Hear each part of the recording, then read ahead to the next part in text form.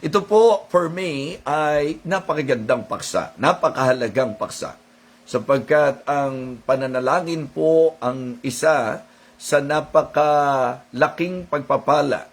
Malaking pagpapala sapagkat ito po'y pribilehiyo na ibinigay ng Diyos sa kanyang mga anak.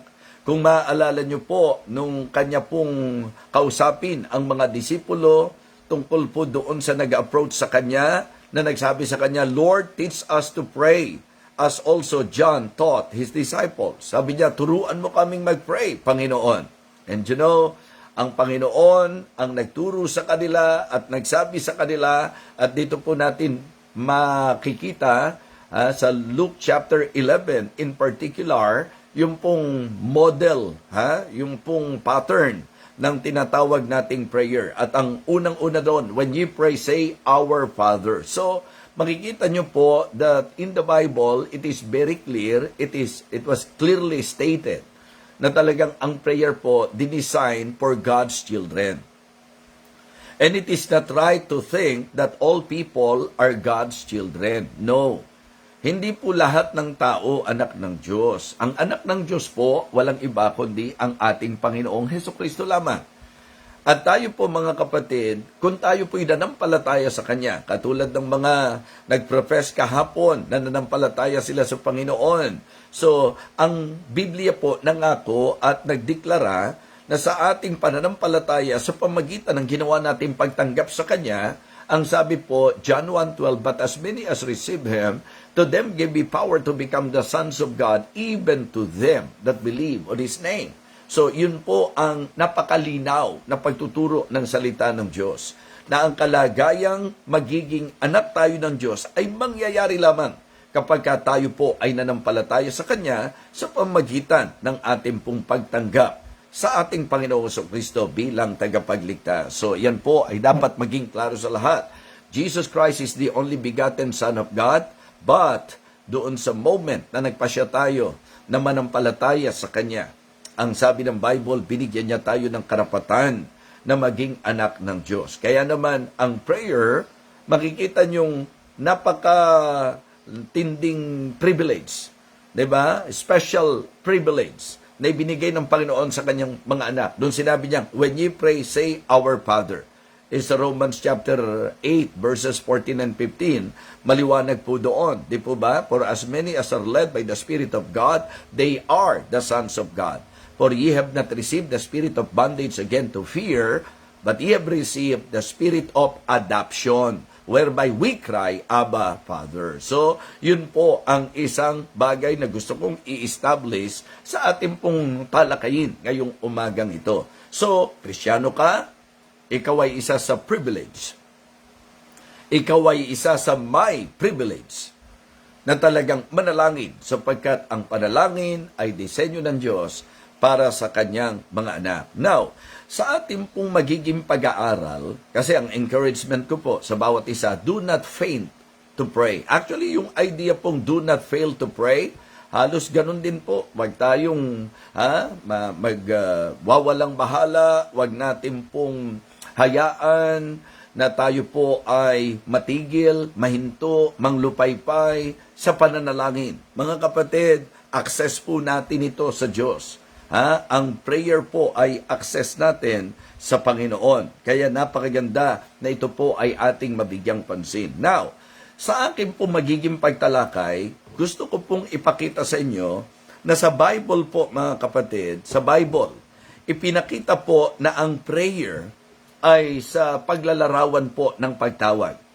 Okay? Gusto ko pong makita nyo yung biblical concept sa usapan po ng prayer. It is actually calling, okay? Calling on God. It is consulting God. It is crying to God. And it is casting on God. Yan. So, kukunin natin yung word na calling, okay? Consulting, crying, and, okay, casting. Sa Biblia po, kinuha ko yung mga verses na makatutulong po sa atin para makita nyo po ang tibay nung aking pong binabanggit sa inyo. Now, here is our point. Ito po yung mga puntos po natin. Number 1, Okay, call on God because He hears. Tumawag tayo sa Diyos sapagkat ang Diyos ay nakikinig. Amen?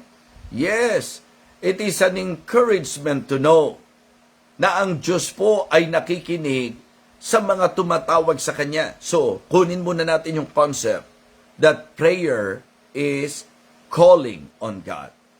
Ang sabi po ng Jeremiah 33:3, ang sabi po, maliwanag, call unto me and I will answer thee and shew thee great and mighty things which thou knowest not. Sa Isaiah chapter 65 and verse number 24, sinabi, bago pa tayo tumawag, before they call, ako'y sumasagot. Diba? Mga kapatid, nagsasalita pa lang daw po tayo, sumasagot na ang Panginoon. Yes, I want to encourage every one of us, do not faint to pray. Let us call on God. Call on God because He hears. Di ba lagi ko pong binabanggit na ang psalmist kaya ganadong-ganado sa kanyang prayer life dahil ang sabi po niya, in fact, nag-express pa nga siya ng pagmamahal niya po sa Panginoon. Ang sabi po doon sa Psalm 116 verses 1 and 2, remember? Diba? I love the Lord because He hath heard my voice and my supplication, because He hath inclined His ear unto me. That is an expression. That is a clear picture that God is hearing us, that God is listening to us. So, mga kapatid, call on God because He hears. Diba? Tumawag tayo sa Diyos kasi nakikinig po siya. Ang sabi po, bago pa nga yan, nagsasalita ka pa lang, sumasagot na ang Panginoon. You know, that is actually God's longing for His children. Yan ang kasabikan niya sa kanyang mga anak. Yung pong tinatawag nating pananalangin.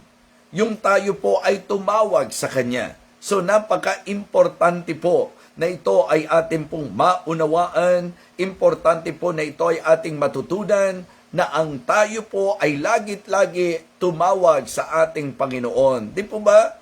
Kaya nga paborito ng marami yan eh. And in fact, meron po akong ginawang outline po dyan. At maganda itong outline na ito, maging everyday knowledge nyo na po. Jeremiah 33:3, ang sabi, call unto me and I will answer thee, and shew thee great and mighty things which thou knowest not. Remember, my simple outline, gusto kong ipaalala sa inyo yan, gusto ko pong lagi nyo pong tandaan yan. Diba? Ang pinakita ko dyan, the asking privilege of the godly. Ang sabi, call unto me. The assuring promise of God, I will answer thee. The amazing power of God, and shew thee great and mighty things which thou knowest not. Mga kapatid, mga minamahal, wala pong maipapatotoo ang mga mananampalataya na hindi tumatawag sa Diyos, sapagkat Diyos ang panggagalingan ng lahat. At gusto kong masabi po ito ng talagang with confidence na ang Diyos natin ay Diyos na nakakarinig at Diyos na nakikinig. Amen? Ang dating problema natin, tumatawag tayo sa hindi naman nakakarinig. Hindi po ba? So, mga kapatid, problema po yan. Pero sa usaping Kristiyano, sa usaping aral ng panalangin, ang sabi ng Panginoon sa kanyang mga alagad, that men ought always to pray and not to faint. Do not faint, mga kapatid, to pray. Why? Because God is listening. Diba? Call on God. Pinakikita ko po sa inyo ng isang picture at concept ng prayer is calling on God. Call on God because He hears. Tumawag tayo sa Diyos kasi nakikinig siya, mga kapatid. Amen? Amen. Kung kayo po mismo may patotoo na tayo po sa mga hiningi natin sa Diyos, sa mga itinawag natin sa Diyos, ang Diyos po ay nakinig sa atin. Mga Kristiyano, ang panalangin po ay pagtawag sa Diyos. Diba? Yung pong pagtingala natin doon sa langit. Importante po sa atin bilang mga mananampalataya na lagit-lagi ating papagtibayin ang ating buhay panalangin.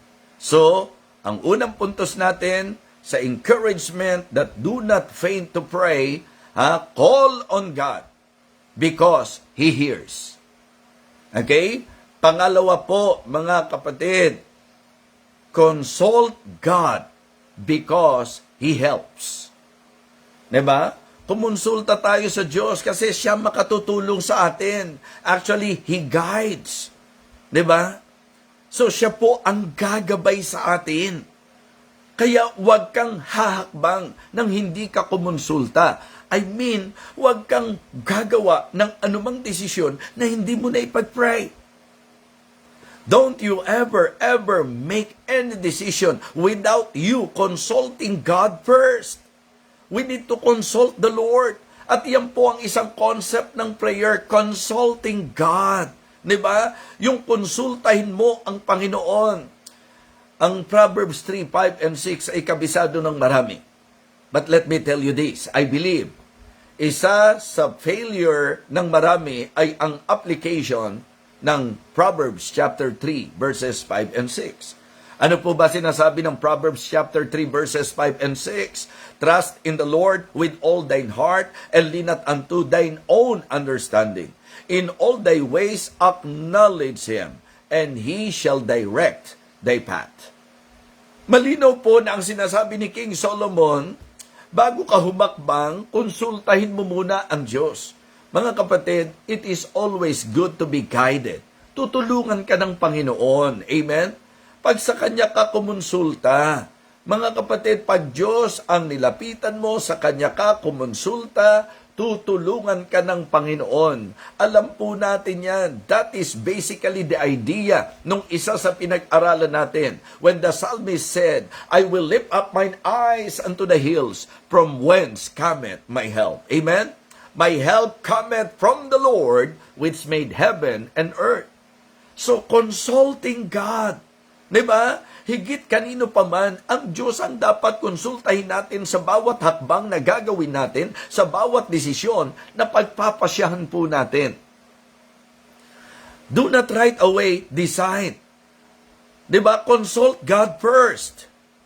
Ano man ang sitwasyon natin sa buhay, una, tawag sa Diyos. Pangalawa, konsulta. Konsultahin natin ang Diyos.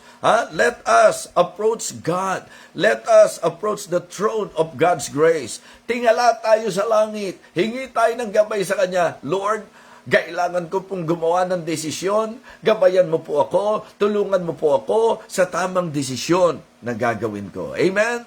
Yes. At pag pinag-usapan ng decision making, alam niyo po mga kapatid, ang simpleng payo ko, if doubtful, don't. Kung wala kang kapayapaan ng Diyos, at iyan po mangyayari talaga sa usapan ng panalangin kapag kinonsulta natin ng Diyos. Mga kapatid, mga minamahal, ang sabi po, be careful for nothing, but in everything by prayer and supplication with thanksgiving, let your request be made known unto God. Anong gagawin ng Panginoon? Anong magiging epekto at resulta nito sa atin? Kapag tumawag tayo sa Diyos at kumonsulta tayo sa Kanya, and the peace of God which passeth all understanding shall keep your hearts and minds through Christ Jesus. So nililiwanag ko po sa inyo, kaya magandang kumonsulta tayo sa Kanya, tutulungan niya tayo. Pag sa Kanya po tayo lumapit, tutulungan niya po tayo, mga kapatid. Gagabayan niya po tayo, tuturuan po niya tayo. So napakagandang encouragement. Do not faint to pray. Diba? Ang prayer po is calling on God, consulting God, crying to God, and casting on God. Yan po ang ating pong binibigyang pansin ngayon. Nasa pangalawa na po tayo, di po ba? Ang unang encouragement natin, call on God because He hears. Ang pangalawang puntos po natin mga kapatid, consult God because He helps. Konsulta tayo sa Kanya kasi tutulungan niya tayo. Amen? Bago magpasya, in all your ways acknowledge Him, and He shall direct thy path. Tingala sa langit, hingi ng gabay. Panginoon, tulungan mo po ako sa gagawin ko. Panginoon, tulungan mo po ako para sa tamang pasya, sa sitwasyon ko, sa pinagdadaanan ko. Panginoon, ito ba talaga ang direksyon mo para sa akin? Panginoon, di ba? Yun po ang dapat maging attitude natin bilang mananampalataya. Okay? Punta na tayo sa pangatlo natin, crying. Di ba? Crying to God. Okay? Una, call on God because He hears. Pangalawa po, consult God because He helps. Pangatlo po, cry to God because He heals. Cry to God because He heals, mga kapatid. Naalala ko po yung sinabi po ng Bible sa Psalm 142 verse 1. Ang sabi niya, I cry aloud to the Lord with my voice I plead to the Lord for mercy. 'Di ba? Sabi niya, yung kumbaga ang idea po, yung daing niya sa Diyos niya po inilalapit. Yung karaingan po niya. So isa sa paglalarawan po ng Biblia sa prayer is crying to God. Yes, 'di ba? Yung ating pong pagdaing sa Diyos, yung mga, ang tawag natin, hinaing. Ano man pong ating hinaing, sa Diyos po natin ilapit. Umiyak tayo sa Panginoon kung kinakailangan. Bakit? Sapagkat yun po ang isang bagay na makagagaan sa puso ng mga totoong Kristiyano. Okay? Ito po'y makakagaan sa ating pong iniisip, sa ating pong mga daladala. So napakaganda po na tayo po'y umiyak sa Diyos, mga kapatid. Tingnan niyo po ang sabi ng Psalm chapter 18 and verse number 6. Psalm chapter 18 and verse number 6. Napakagandang talata rin po nito. Ang sabi po niya, in my distress, I called upon God. Nandyan po yung calling. Okay, pansinin natin. And cried unto my God. So dalawa po sa puntos na ibinibigay ko sa inyo, pinagsama po dito. In my distress, I called upon God, upon the Lord, and cried unto my God. He heard my voice. So sabi ko sa inyo, pagka tumawag, makikinig po siya. Amen? Yes. Ang sabi po, He heard my voice out of His temple, and my cry came before Him, even into His ears. Wala pong daing, hinaing, na hindi lang maririnig mararamdaman ng Diyos. Meron pong isang awit po, na ang ganda po ng message niya. Tears are a language.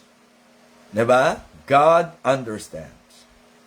So, yun daw pong pagluha pa lang natin. Di ba may mga ganung moment po tayo na kapag ka nagpe-pray tayo dahil overwhelmed tayo ng ating sitwasyon, minsan hindi na makabuka yung bibig natin, hindi na makabukas yung ating bibig, mga kapatid, talagang luha na lang. Huwag kang mag-alala, nababasa ng Diyos ang iyong luha. Nararamdaman ng Diyos ang iyong karaingan. Kaya mga kapatid, yun po ang isa sa magandang maintindihan natin. Ano man ang sugat natin sa puso, ano man ang sakit natin sa buhay, mga kapatid, cry to God because He heals. He heals even the broken-hearted. Amen? Kaya kapag kasugatan ka, kapag ka may pain ka, cry to God. Yung pinagdadaanan mo, iiyak mo sa Panginoon yan. Cry to God, mga kapatid, because He heals. Siya ang makakaalis ng pain sa puso mo. Siya ang makakasoothe ng feelings mo. Importante po yan, sapagkat alam ko po na sa buhay karanasan po natin, may mga sakit po tayo, may mga sakit po tayo, may mga dinaramdam po tayo, may mga karaigan po tayo. Isa po yan sa wag nating panglupaypayan. Do not faint to pray. Cry to God because He heals. Consult God because He helps. Call on God because He hears. Amen? Yun po ang ating pong magandang maintindihan at ma-enjoy sa buhay po natin. We can call on God. We can consult God. We can cry to God, mga kapatid. He hears, He helps, and He heals. And then, last but not the least, marami pa po akong pwedeng talakayin sa inyo. Ang dami pong tumatakbo sa isip ko sa yaman ng salita ng Diyos sa usapin ng panalangin. Communicating, communing, di po ba? Yun po yung mga masasabi po natin ng mga paglalarawan ng Biblia sa panalangin. Now this time, gusto kong bigyang pansin ang ika-4 na puntos natin.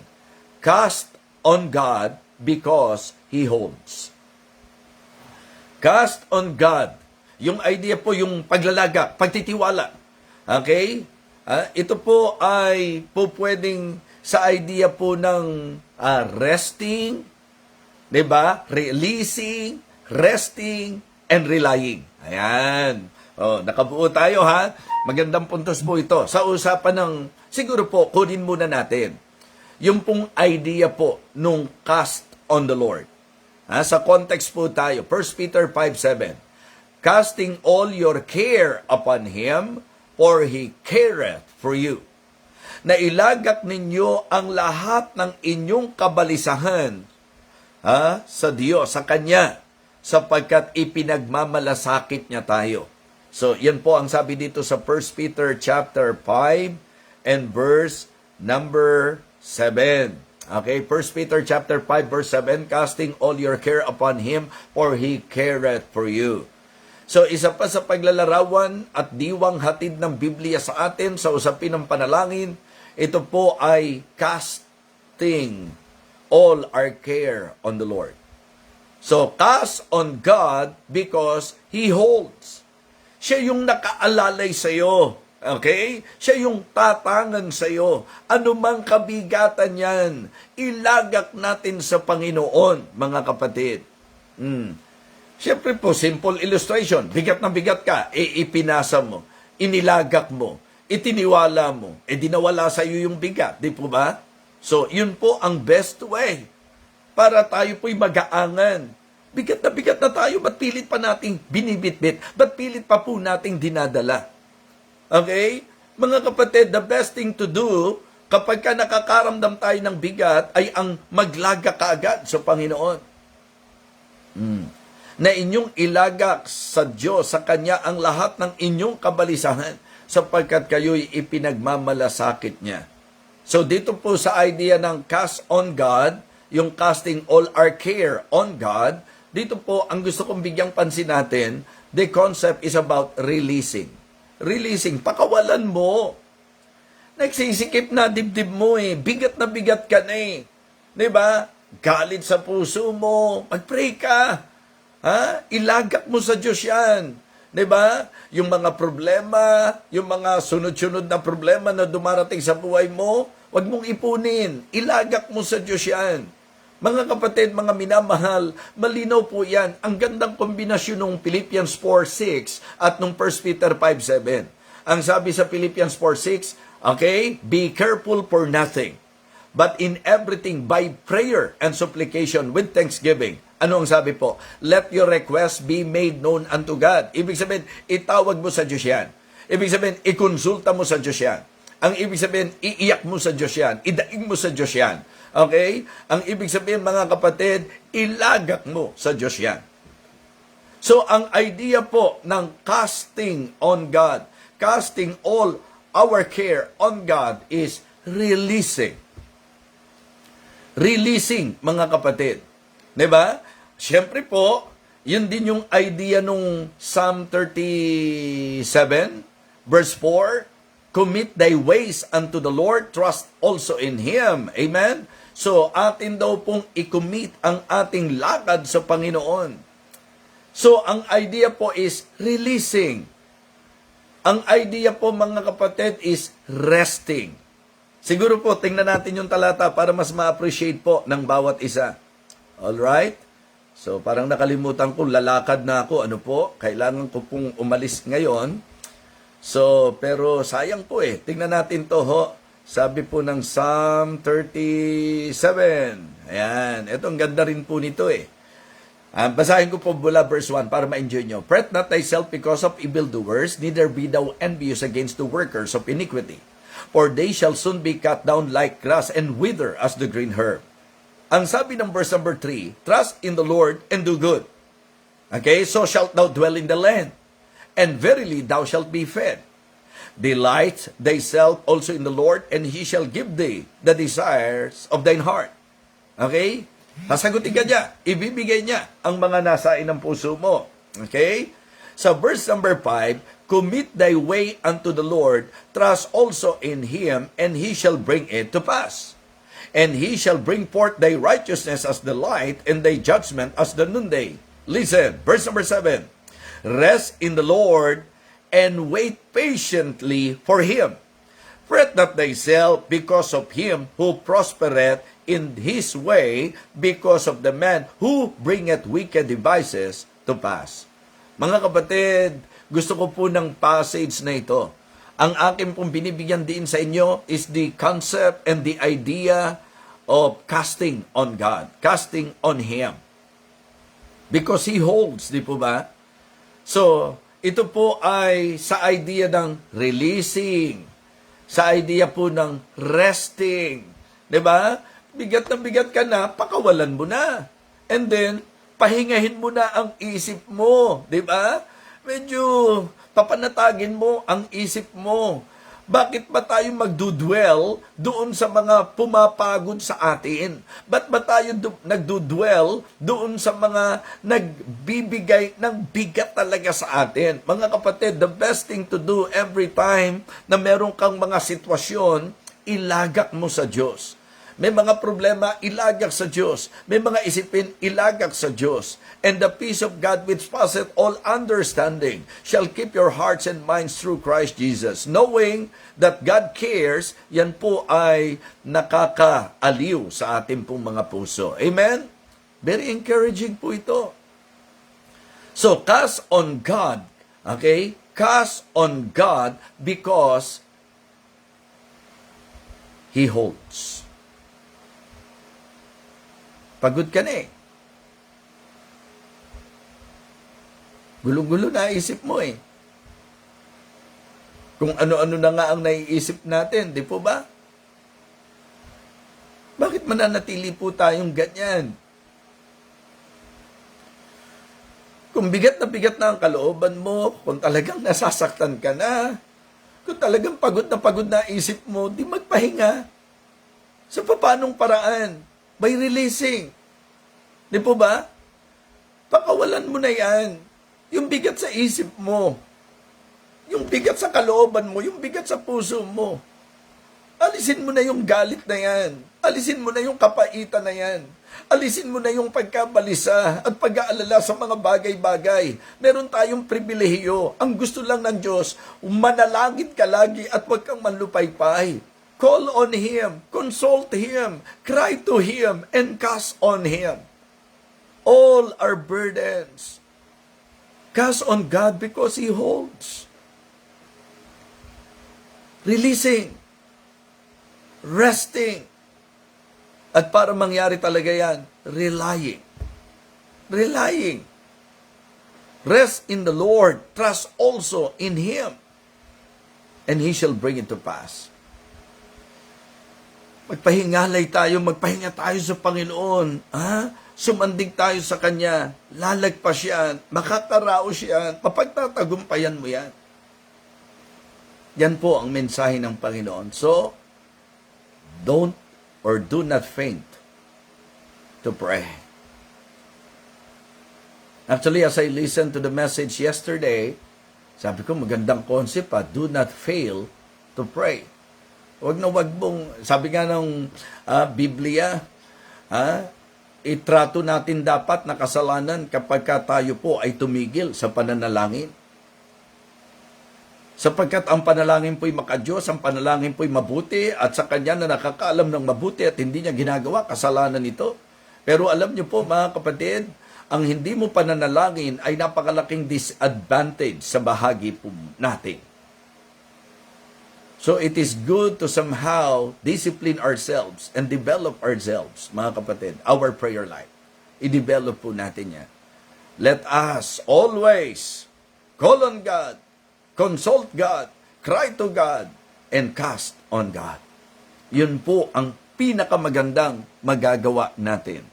So, paano pa po tayo manghihina kung ang prayer life natin ay malakas? Diba? Ang sarap na lagi kang may pupwedeng tawagan. Yung mga tinatawagan po natin, minsan, in case of emergency, call, nandyan po lahat ng mga numbers, but sad to say, talagang pag dumating ka sa sitwasyon na yon, wala. Diba? Hindi po sasagot. Pero ang Diyos, ang assurance natin, tumawag ka sa Kanya, sasagot siya. Diba? Consult God. Pag kumonsulta sa Kanya, ididirekta niya, tutulungan ka niya. Mga kapatid, kapag ka dumaing ka sa Kanya, pagagalingin ka niya, mga kapatid. At kapag ka tayo po'y naglagak sa Kanya, hahawakan ka niya. Hindi lang yung inilagak mo, pati ikaw. Tatanganan po tayo ng Panginoon. Do not faint to pray. Call on God because He hears. Consult God because He helps. Cry to God because He heals. And cast on God because He holds. Saan ka pa? E di sa Diyos na. Amen? Ano pa? E di tawag na. Ha? Mga kapatid, konsulta na. Ha? Iyak na. At maglagak na. Magtiwala sa Kanya. So, muli po, maraming salamat. Umaasa po ako na maging malaking tulong po sa atin. Ito pong ating tinalakay ngayong umagang ito. Mga kapatid, atin pong laging maging ugali. Ang tumawag, kumonsulta, dumaing at maglaga sa ating Panginoong Diyos. Yan po ang mensahe ng Panginoon ngayong umagang ito at ang aking pong panalangin, nawa pinagpala po tayong muli ng Panginoon. Hinahanap ko na po ang ating team song, di ba? Sapagkat ngayon po ay magtatapos na ako, pero syempre mag-pray muna po tayo. Okay? Let us pray first bago po tayo tuluyang magpaalam ngayon para sa ating pong pag-aaral. Let us pray.